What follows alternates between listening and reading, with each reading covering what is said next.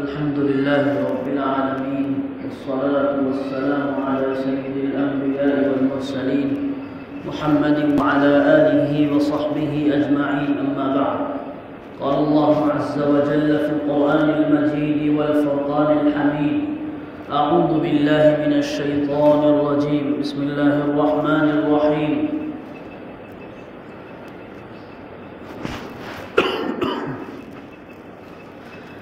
إن العلماء فلولا نفر من كل فرقة منهم طائفة ليتفقهوا في الدين ولينذروا قومهم إذا رجعوا إليهم لعلهم يحذرون. صدق الله العظيم. وقال تعالى في موضع آخر: اقرأ باسم ربك الذي خلق، خلق الإنسان من علق، اقرأ وربك الأكرم الذي علم بالقلم، علم الإنسان ما لم يعلم. صدق اللہ العظیم. محترم بزرگوں، دینی اور ایمانی بھائیوں،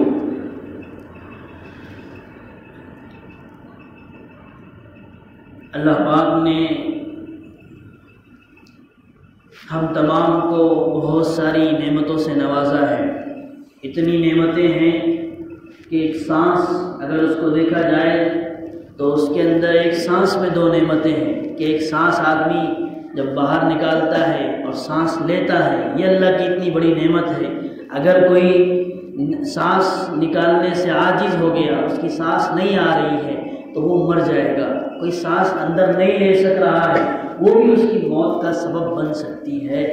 تو یہ ایک سانس جو اتنی معمولی سی ہے، اس کے اندر اللہ کی دو نعمتیں، دو شکرانے چھپے ہوئے ہیں. تو اس کے علاوہ کتنی نعمتیں ہم پر اللہ کی بارش کے پانی کی طرح برس رہی ہے، اور بالکل ہمیشہ اللہ کی نعمت کا فیضان ہم پر ہو رہا ہے. تو اس سے پتہ چلتا ہے کہ اللہ کتنی نعمتوں سے ہمیں نواز رہا ہے. لیکن اسی کے ساتھ بہت ساری نعمتوں کے باوجود ایک سب سے بڑی نعمت اللہ پاک نے ہمیں ایمان کی نعمت سے نوازا ہے. ہم سب کو ایمان والا بنایا، مسلمان بنایا، ہم سب کو اپنا ماننے والا بنایا کہ ہم اللہ کے نام لیوا ہے، نبی صلی اللہ علیہ وسلم کے نام لیوا ہے. تو یہ ایمان ہم کو اللہ پاک نے عطا فرمایا ہے.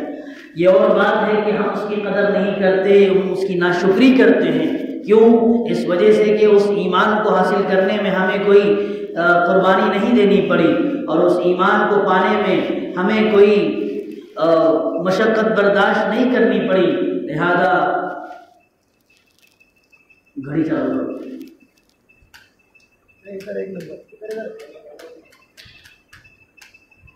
ہاں، تو اس ایمان کو ملنے میں، اس ایمان کو پانے میں ہمیں کوئی مشقت محسوس نہیں ہوئی. یہ تو ہمیں ان صحابہ سے پوچھنا پڑے گا جنہوں نے ایمان کو کمانے کے لیے بڑی بڑی قربانیاں دی، اور پھر جا کر کے ان کو ایمان ملا تو وہ اس کے قدردان تھے،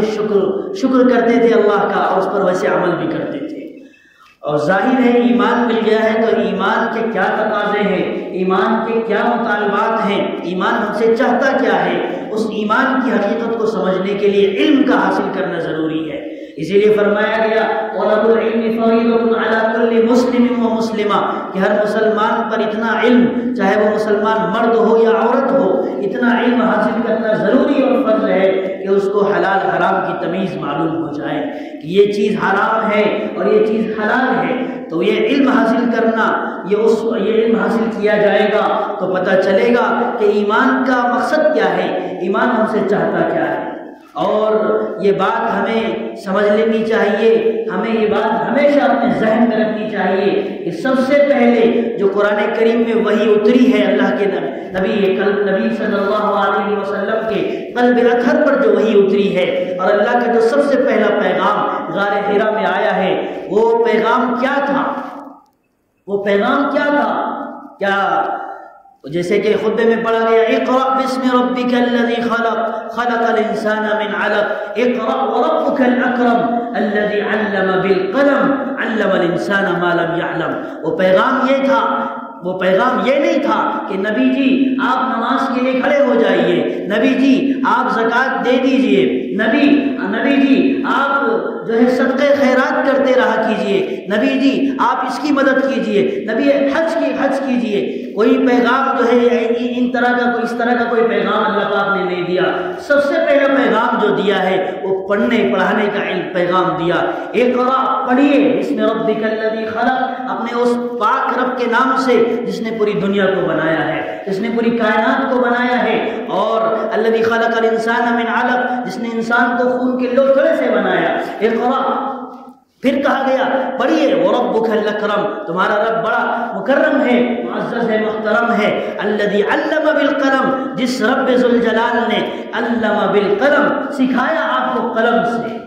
آپ کو قلم سے سکھایا۔ علم الانسان ما لم یعلم، اور انسان کو وہ کچھ سکھایا جو انسان نہیں جانتا تھا،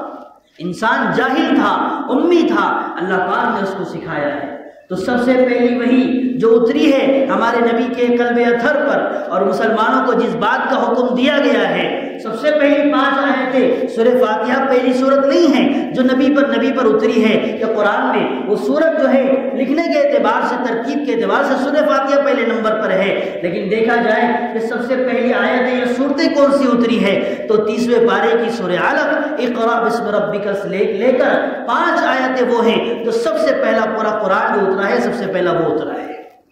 اب اندازہ لگائیے کہ اللہ پاک بتلانا یہ چاہ رہے ہیں کہ علم کی اہمیت اللہ کے یہاں کتنی بڑی ہے، سیکھنے سکھانے کی اہمیت اللہ کے یہاں کتنی بڑی ہے، کہ اس امت کو سب سے پہلا پیغام یہ دیا گیا کہ جاہل نہ رہے، علم حاصل کرے، اور علم کون سا حاصل کرنا ہے؟ اب علم بھی 2 طرح کے ہیں، ایک علم وہ ہے جو صرف و صرف کمانے کھانے کے لیے حاصل کیا جائے، اور ایک وہ علم ہے جس سے اللہ کی معرفت حاصل کی جائے، جس سے اللہ کا دھیان جو ہے حاصل کیا جائے، جس سے اللہ کی پہچان حاصل ہو، جس سے اللہ معلوم ہو کہ اللہ کون ہے، یہ دنیا بنانے والا کون ہے، مجھے بنانے والا کون ہے، کھلانے پلانے والا کون ہے۔ یہ علم، اس اصل علم یہ ہے، اور اس علم کو حاصل کرنے کی قرآن کریم میں دعوت دی گئی۔ چنانچہ یہ علم حاصل کرنے کا مرکز کیا، اس علم کو کہاں سے حاصل کیا جائے گا؟ تو اس کے لیے سب سے پہلا مدرسہ صفہ کے نام سے مسجد مدینہ منورہ میں حضور اقدس صلی اللہ علیہ وسلم نے قائم فرمایا، کہ نبی صلی اللہ علیہ وسلم نے سب سے پہلے مدرسہ صفے کے نام سے، مدرسہ صفہ، وہ مدرسہ جس میں صحابہ اکرام علم حاصل کیا کرتے تھے، جس میں صحابہ اکرام قرآن پڑھتے تھے، قرآن سیکھتے تھے، حدیث سیکھتے تھے، مسئلے مسائل سیکھتے تھے، ایک دوسرے کا ادب احترام سیکھتے تھے، یہ سیکھتے تھے کہ حقوق کیسے ادا کیے جائیں، اور یہ سیکھتے تھے کہ ماں باپ کا حق کیا ہے، بیوی کا حق کیا ہے، پڑوسی کا حق کیا ہے، بھائی کا حق کیا ہے، چھوٹے کا حق کیا ہے، بڑے کا حق کیا ہے۔ یہ ساری چیزیں صحابہ اکرام سیکھتے تھے، اور ظاہر ہے جب سیکھا تو سیکھنے کے بعد جب آپ صحابہ اکرام علم حاصل کر کے فارغ ہو گئے تو اللہ کے نبی صلی اللہ علیہ وسلم نے پھر ان صحابہ کو دنیا کے علاقوں میں، دور دراز علاقوں میں بھیجا کہ جاؤ، اب تم سیکھ چکے ہو، تم سمجھ چکے ہو کہ دین کیا ہے اور علم قرآن کیا ہے، حدیث کیا ہے، اس علم کی تمہاری ذمہ داری ہے کہ اس علم کو تم دوسروں تک پہنچاؤ۔ چنانچہ صحابہ اکرام کی ایک بڑی جماعت پوری دنیا میں پھیلی، اور انہوں نے اس علم کو لے کر پوری دنیا میں لے کر چلے، اور ہر ایک بندے تک جا کر اللہ کی معرفت سمجھائی، نبی کا تعارف کرایا، اور دین اسلام کی حقانیت اور دین اسلام کیا ہے، اور ہم پیدا کیوں کیے گئے ہیں، جنت جہنم کا تصور کیا ہے، اس کا کانسیپٹ کیا ہے، یہ صحابہ اکرام نے پھر پوری دنیا انسانیت کو بتلایا۔ پھر یہ مدرسے اس زمانے میں ظاہر ہے ایک ہی مدرسہ تھا صفہ، تو یہ مدرسہ قائم ہوا، اور اس کے بعد پھر جو ہے بڑے بڑے علماء اکرام دوسری تیسری صدی میں پیدا ہوتے چلے گئے۔ پھر قرآن کریم کے جو ہے تدوین اور اس کی ترتیب کا مرحلہ آیا، قرآن کریم جمع کیا گیا، حدیث کی تدوین کا مرحلہ آیا، حدیثیں جمع کی گئی۔ جو ظاہر حدیثیں اس زمانے میں جو بخاری شریف پڑھتے ہیں، مسلم شریف ہم نام سنتے ہیں، جو سیاہ ستہ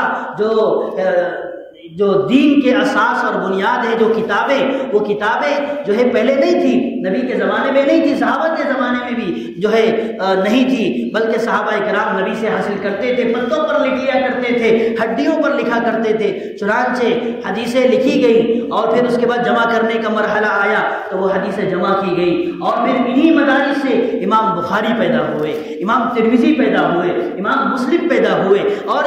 ابو داؤد پیدا ہوئے، اور امام نسائی پیدا ہوئے، اور جو ہے پھر اسی انہی مدارس سے امام ابو حنیفہ پیدا ہوئے، امام شافعی پیدا ہوئے، امام ابو یوسف، امام ابو محمد پیدا ہوئے، اور انہی مدارس سے امام مالک اور امام احمد بن حنبل رحمہ اللہ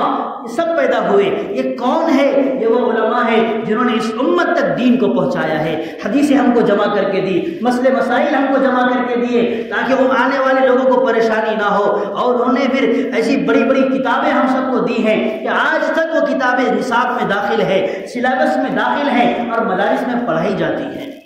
تو یہ مدارس ہے کہ ان مدارس کا فیضان، کہ مدارس کیا ہے، یہ مدرسے کی تاریخ آپ کے سامنے بیان کی جا رہی ہے کہ مدرسے کو حقیر سمجھا جائے، مدرسے کو یہ سمجھا جائے کہ مدرسہ کچھ نہیں سکھاتا ہے، اور یہ سمجھا جائے کہ مدرسے میں جو ہے مدرسے کے اندر قتل و غارت گری سکھائی جاتی ہے، یہ سمجھا جائے کہ مدرسے میں فساد سکھایا جاتا ہے، یہ سمجھا جائے کہ مدرسے میں ایسے لوگ نکلتے ہیں جو باہر جا کر معاشرے کو خراب کرتے ہیں۔ یہ تصور خراب تصور ہے، یا یہ ان لوگوں کو تصور ہو سکتا ہے، یا یہ لوگ سوچ سکتے ہیں ایسی تصور، ایسی سوچ جن کو تاریخ معلوم نہیں ہے، جن کو ہسٹری معلوم نہیں ہے کہ مدارس کی تاریخ کیا ہے، کہ مدارس نے اس امت کو کیا کیا نہیں دیا ہے، مدارس نے اس امت کو کیسے بڑے بڑے علماء کرام، جیسا کہ ہم نے آپ کے سامنے اتنے بڑے علماء کے نام گنوا دیے، صرف نام گنوائے ہیں، اگر ان کی تاریخ پڑھی جائے اور ان کی تاریخ بیان کی جائے، ان کے کارناموں پر اگر تقریر کی جائے تو کئی دن لگ جائیں گے کہ انہوں نے کتنی محنتوں سے، امام بخاری کے بارے میں آتا ہے جو انہوں نے حدیثیں بیان کی ہے، 6,500 تقریباً بخاری شریف کے اندر احادیث موجود ہے۔ فرماتے ہیں لکھنے والے مورخ کہ جو انہوں نے ایک حدیث جو ہے، جہاں ان کو حدیث ملتی تھی، پہلے 2 رکعت نماز پڑھتے تھے، اس کے بعد حدیث اپنی کتاب میں لکھتے تھے۔ ایک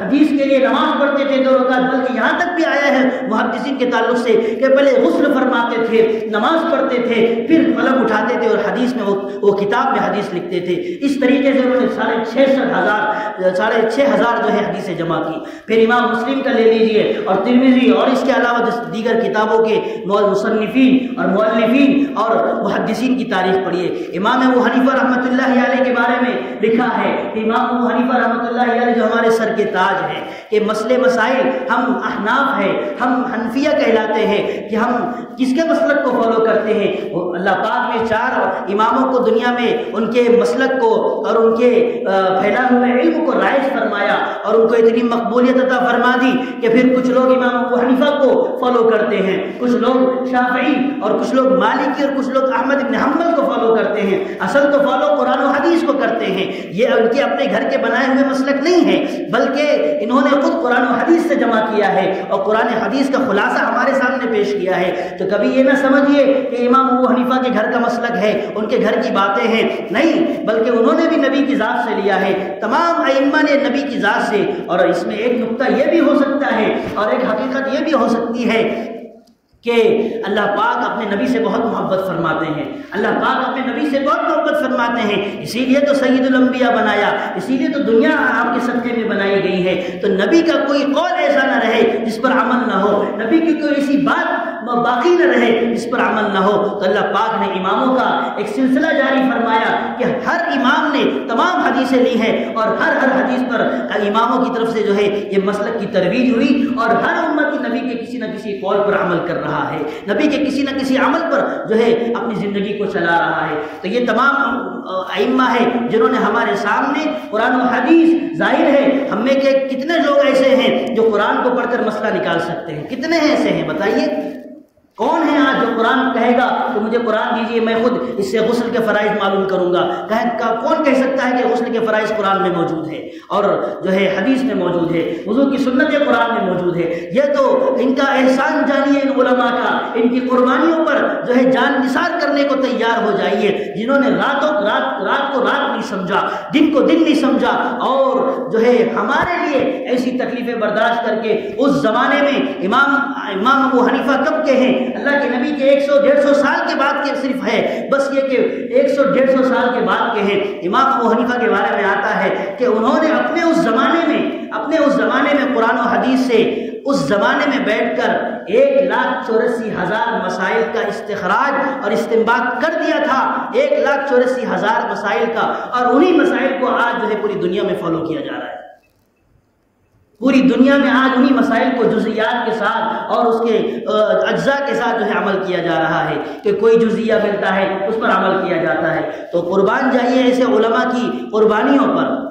تو یہ کس نے دیا؟ یہ علماء کون دیا؟ یہی مدارس ہے، یہی مدارس ہے جن کو آپ سمجھتے ہیں کہ مدارس جو ہے غلط ہے، جن کو آپ سمجھتے ہیں کہ مدارس میں کچھ اور سکھایا جاتا ہے۔ مدارس تو ایسے ہیں جنہوں نے امت کی کشتی کو سنبھالا دیا ہے۔ مدارس تو وہ ہیں کہ جنہوں نے امت کو رہبری عطا فرمائی ہے، رہنمائی فرمائی ہے۔ ابھی تو میں نے آپ کے سامنے اس زمانے کی تاریخ بیان کی جو کہ ابھی 100-150 سال ہوا ہے۔ اس کے بعد آئیے دوسری صدی میں، آئیے تیسری صدی میں آتے چلے جائیے، پھر امام بخاری کا دور ہے، محدثین کا دور ہے، پھر بغداد کی تاریخ پڑھیے کہ بغداد نے پھر کیسے کیسے علماء عطا فرمائے، کہ بغداد کبھی علم کا مرکز ہوا کرتا تھا، کبھی فنون کا مرکز ہوا کرتا تھا۔ وہاں پر ایسے بڑے بڑے علماء اکرام پیدا ہوئے کہ آج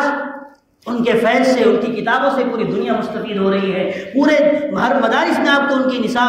کی کتابیں ملیں گی جو نصاب میں داخل ہیں، اور انہی کتابوں کو پڑھ کر علماء بنتے ہیں، طالب علم عالم بنتا ہے اور امت کی رہبری کرتا ہے۔ تو یہ مدارس نے اتنے بڑے علماء اکرام اور اتنے اچھے اچھے لوگ عطا فرمائے ہیں۔ تو مدارس کی یہ تاریخ ہے، مدارس کی یہ تاریخ ہے۔ ہم مسلمانوں سے بھی گلہ کرتے ہیں، ہم اپنے بھائیوں سے بھی شکوہ کرتے ہیں کہ ہمیں تاریخ معلوم نہیں، اپنی تاریخ معلوم نہیں ہے، اور اگر کوئی ہمارے خلاف بولتا ہے تو ہم سمجھتے کہ بات ان کی صحیح ہے، ظاہر ہے یہ تو صحیح کہتے ہیں۔ کیوں؟ ہم ان کی تصدیق اس لیے کر رہے ہوتے ہیں کیونکہ ہمیں اپنی تاریخ معلوم نہیں ہے۔ اور یاد رکھیے جو اپنی تاریخ معلوم نہیں کرتا ہے، جس کو اپنی تاریخ معلوم نہیں ہوتی ہے، وہ اس دنیا سے اکھاڑ کر پھینک دیا جاتا ہے۔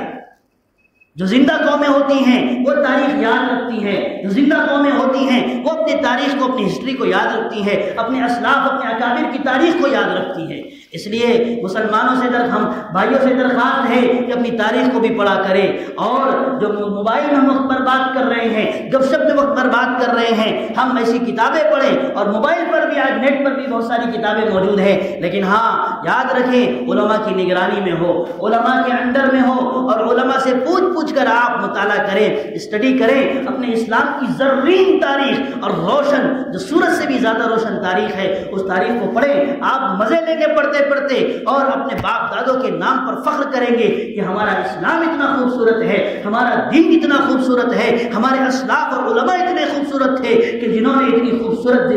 تاریخ، اتنی خوبصورت جو ہے زندگی ہمارے سامنے پیش کی ہے، دنیا کے سامنے پیش کی ہے۔ اب رہا مسئلہ ہندوستان کا، کہ ہندوستان میں مدارس کا کیا حال ہے۔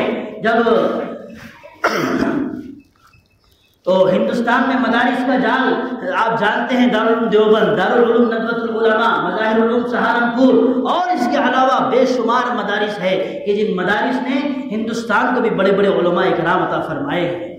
بڑے بڑے علماء اکرام عطا فرمائے ہیں۔ اور یہی وہ علماء ہیں کہ جنہوں نے امت کی رہبری فرمائی۔ اگر علماء نہ ہوتے، امام حسن بصری رحمۃ اللہ علیہ فرماتے ہیں، اگر علماء نہ ہوتے اس امت میں، اگر علماء اللہ اگر اس امت کو علماء سے نوازتا نہیں، علماء سے محروم کر دیتا، تو آج لوگ جو ہے ڈنگروں کی طرح اور جانوروں کی طرح زندگی گزار رہے ہوتے ہیں۔ یہ علماء نبیوں کے وارث ہیں۔ حضرت مولانا ابو الحسن علی میاں ندوی رحمۃ اللہ علیہ فرماتے ہیں، حضرت مولانا علی میاں ندوی کون ہے؟ پہلے آپ ان کی مختصر سی تاریخ سمجھیے کہ مولانا علی میاں ندوی وہ ہندوستان کے پیدا ہوئے ہیں، ہندوستان میں پیدا ہوئے ہیں، لیکن اللہ نے ایسا مقام ان کو نصیب فرمایا، اسی مدرسے میں وہ پڑھے ہیں، انہی مدارس میں پڑھے ہیں، کوئی دوسری جگہ نہیں پڑھے۔ اللہ نے ایسا مقام نصیب فرمایا کہ اللہ نے ان کو شیخ العرب والعجم بنا کے دکھایا۔ انہوں نے محنت کی، وہ شیخ العرب والعجم بنے، اور کئی مرتبہ عربوں نے ان کے سامنے گھٹنے ٹیکے، اور جب کبھی عرب جاتے، جب کبھی بیت اللہ جاتے، تو وہاں کے جو خادم الحرمین الشریفین ہوتے وہ انہیں کہتے کہ حضرت آپ تشریف لائیے، آپ بیت اللہ میں نماز پڑھیے۔ کئی مرتبہ نماز پڑھنے کا موقع ملا۔ ان کی عبارتیں، ان کی کتاب کے عبارتیں اور کوٹیشن کوٹ کر کے بیت اللہ کے ممبر سے پڑھایا گیا اور سنایا گیا کہ مولانا علی میاں ندوی یہ فرماتے ہیں، اپنی زندگی درست کرو۔ یہ وہ عالم ہے جنہوں نے عربوں کو سیدھا کیا۔ صرف 29 سال کی عمر میں، صرف 21 سال کی عمر میں انہوں نے ایک ایسی کتاب لکھی تھی جس کا نام علماء بیٹھے ہوئے جانتے ہیں، ماذا خسر العالم بانحطاط المسلمین، کہ مسلمان کے انحطاط سے، مسلمان کے زوال سے، مسلمان کے پستی سے پوری دنیا کو کیا نقصان پہنچا۔ جب عربوں نے اس کو پڑھا تو عرب ہل کے رہ گئے، عرب ہل کے رہ گئے کہ انہوں نے کہا کہ انہوں نے عربوں کو کچوکے لگائے کہ اے عرب قوم، تم جو ہے ہمارے تم رہبر ہو، یہاں تمہاری زمین سے، یعنی مکہ مکرمہ اور مدینہ منورہ یہ وہ زمین ہے جہاں تم پیدا ہوئے ہو، اور اسی زمین سے اسلام کی نشو و نما ہوئی ہے، یہیں سے اسلام اٹھا ہے، یہیں سے اسلام کی کرنیں پوری دنیا میں پھیلی ہیں، اور ہم وہ لوگ ہیں جنہوں نے ان کرنوں سے فائدہ اٹھایا ہے، ان کرنوں سے اپنے راستوں کو روشن کیا ہے۔ انہوں نے عربوں کو کچوکے لگائے، پوری دنیا میں خاص طور پہ عرب میں وہ کتاب اتنی مقبول عام ہوئی کہ عربوں نے اپنی زندگی درست کی۔ مولانا ابوالحسن علی ندوی کی تاریخ آپ کے سامنے بیان کی، یہ فرماتے ہیں کہ میں سمجھتا ہوں مدارس اسلامیہ کے بارے میں وہ یہ موقف رکھتے ہیں، وہ یہ سمجھتے ہیں، وہ فرماتے ہیں کہ میں سمجھتا ہوں کہ مدارس میں ایسے افراد تیار ہوتے ہیں جو نبی کی نیابت کرتے ہیں، نبی کی جانشینی کرتے ہیں، جو کام کبھی نبیوں کا ہوا کرتا تھا وہ آج علماء کرتے ہیں، جو کام امت کی ہدایت کا ہے وہ علماء کرتے ہیں، جو کام امت کی اصلاح کا ہے وہ علماء کرتے ہیں۔ یہ مولانا علی ندوی رحمۃ اللہ علیہ فرما رہے ہیں، اور فرماتے ہیں کہ اگر دین کو باقی رکھنا چاہتے ہو، اگر اسلام کو باقی رکھنا چاہتے ہو تو دینی تعلیم کے ساتھ جڑنا پڑے گا، مکاتب کو قائم کرنا پڑے گا۔ اور میں سمجھتا ہوں مولانا فرما رہے ہیں کہ میں سمجھتا ہوں دینی تعلیم، دین اسلام باقی اسی وقت رہے گا جب دینی تعلیم ہوگی، اور دینی تعلیم اسی وقت باقی رہے گی جب مدرسے قائم رہیں گے، جب مدرسے باقی رہیں گے۔ فرماتے تھے کہ مدرسے دین کے قلعے ہیں، مدرسے دین کے قلعے ہیں، جس نے اس کو ڈھا دیا گویا اس نے پورے دین کو ڈھا دیا۔ اور یاد رکھیے یہ کوشش ابھی کی نہیں ہے، یہ کوشش بہت زمانوں سے چلی آ رہی ہے۔ علامہ اقبال نے اس کا شکوہ کیا ہے، گلہ کیا ہے کہ بہت سالوں سے، کئی صدیوں سے کوشش چل رہی ہے کہ اس امت کے علماء کو مدرسوں سے کاٹ دیا جائے، اور اس امت کو مدرسوں سے کاٹ دیا جائے۔ جہاں امت مدرسوں سے کٹے گی، جہاں امت مدرسوں سے دور ہوگی، راہ فرار اختیار کرے گی، وہاں اس کا دین ختم ہو جائے گا، اور وہاں اس کا اسلام خطرے میں پڑ جائے گا۔ اور پھر بغداد میں دیکھا کہ بغداد میں کیا حال ہوا کہ جہاں پر کبھی بڑے بڑے مدارس ہوا کرتے تھے، مولانا تقی عثمانی فرماتے ہیں کہ میں گیا دیکھا تو بڑے بڑے مدارس کہاں ہے، کوئی نام و نشان نہیں ہے، اور وہاں پر اب جو ہے ان مدارس کو، وہ بڑے بڑے جو خانقاہیں تھی وہ سب کے سب ختم ہو گئی ہیں، اور وہاں پر الحاد ہے، اللہ سے بیزاری ہے، دین سے بیزاری ہے۔ یہ سب کیوں ہوا؟ مدارس ختم ہوئے اور اسلام ختم ہو گیا، مدارس ختم ہوئے، دین کا نام و نشان مٹ گیا، مدارس ختم ہوئے، ہمارے مسلمان بھائیوں کی ایمانی زندگی بدل کے رہ گئی، اور وہ لوگ آج نام تو مسلمان ہے لیکن ان کے اندر ایمان اور اسلام کی کوئی رمق باقی نہیں ہے۔ اس لیے میرے بھائیو بزرگوں، ہماری ذمہ داری ہے کہ ہم مدارس کے تحفظ کے لیے جو کر سکتے ہیں کریں، ہم مدارس کی حفاظت کے لیے جو کر سکتے ہیں کریں، اور دعا بھی کریں، تعاون بھی کریں، اور سفراء حضرات آتے ہیں اور آج کل مدارس کے بڑے حالات ہیں، ان اعتبار سے بھی مدد کریں، اور زیادہ سے زیادہ اپنے بچوں کو مدارس میں داخل کریں تاکہ وہ دین کی تعلیم حاصل کر کے نقل نبیوں کی صف میں کھڑے ہو جائیں، کیونکہ فرمایا گیا ہے ان العلماء ورثۃ الانبیاء، علماء انبیاء کے وارث ہیں۔ آج تو یہ علماء تم کو ادھر ادھر نظر آ رہے ہیں، پیسے کم ہیں، گھر اچھے نہیں ہیں، گاڑیاں اچھی نہیں ہیں، لیکن کل قیامت میں جب اللہ پاک حشر کا میدان لگائیں گے، علماء کی تو نبیوں کی صف ہوگی، اور شہداء کی صف ہوگی، اور عوام کی صف ہوگی، ان نبیوں کے ساتھ آپ کو وہ علماء بھی نظر آئیں گے، یہ علماء بھی نظر آئیں گے۔ آپ کہیں گے او ہو ان کا مقام اتنا بڑا تھا، ہم تو ان کو ایسے ہی پھٹیجر سمجھتے تھے، ہم تو ان کو ایسے ہی سمجھتے تھے کہ ان کے پاس صحیح سے رہنے کے لیے گھر نہیں ہے۔ اس لیے قدر کیجئے، علماء کی قدر کیجئے، مدارس کی قدر کیجئے، اور جو کچھ بنتا ہے اپنے سے مدارس کی حفاظت کی فکر کیجئے، اور مدارس کے تحفظ کی فکر کیجئے۔ اللہ سے دعا ہے کہ اللہ پاک ہم سب کو عمل کی توفیق نصیب فرمائے۔ وآخر دعوانا ان الحمد للہ رب العالمین۔ سنت